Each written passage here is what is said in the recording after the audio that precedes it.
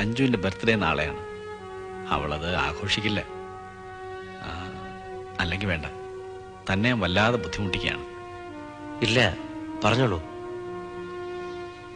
ഇലയിട്ട് ചെറിയൊരു സദ്യ, ഒരു birthday gift. ഞാൻ അവൾക്ക് നൽകാറുള്ളത് ഇതൊക്കെയായിരുന്നു.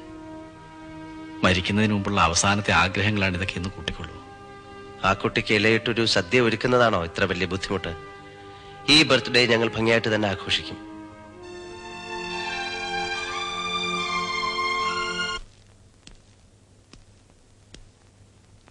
Happy birthday to you. അല്ല, അഞ്ജു എന്നോട് അങ്ങനെ പറയില്ലെന്നറിയാം. ഇന്നെന്റെ പിറന്നാളാണ്. കേട്ടിട്ട് മുഖത്തൊരു സന്തോഷമില്ലല്ലോ. അതിനിപ്പോ ഞാനെന്ത് വേണം? കൈ കൊട്ടി ചിരിക്കണോ? കൈ കൊട്ടണ്ട, ഒന്ന് ചിരിക്കാമല്ലോ. അതല്ലേ ഒരു മര്യാദ. ഇപ്പൊ എനിക്ക് മര്യാദ ഇത്തിരി കുറവാ. നല്ലൊരു ദിവസമായിട്ട് വഴക്കൂടണോ? ദേ, എന്റെ അടുത്ത് കിന്നരിക്കാൻ വരരുത്. പ്രിൻസ് ആണ് പോലും, പ്രിൻസ്. ഏത് നാട്ടിലെ പ്രിൻസാ നിങ്ങള്?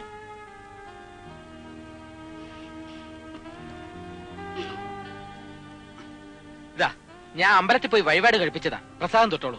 എനിക്ക് വേണ്ട. അയ്യോ, അങ്ങനെ പറയാൻ പാടില്ല. ഈശ്വരന്റെ പ്രസാദമല്ലേ. ഞാൻ തൊട്ടുതരാം. മുഖത്തൊരു ശ്രീ ഉണ്ടാവട്ടെ. വേണ്ടെന്ന് പറഞ്ഞില്ലേ? ഒരു ശ്രീ. അങ്ങനെ ഒരാള് മാത്രം മൂദേവിയായിട്ടിരിക്കാൻ പാടില്ല. Very good.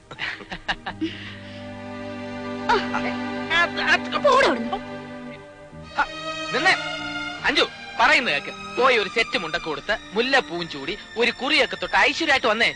തോട്ടത്തിലെ പണിക്കാർ ഇപ്പൊ എത്തും. നമുക്ക് ഗംഭീരമായിട്ട് ആഘോഷിക്കണം. ഒരു നാദസ്വര കച്ചേരി കൂടെ ആയാലോ? ബെസ്റ്റ്. പക്ഷെ അതിന് നാസരത്തിനോടൊപ്പം എല്ലാം കുളമായല്ലോ. നീ സമാധാനായിരിക്കേ.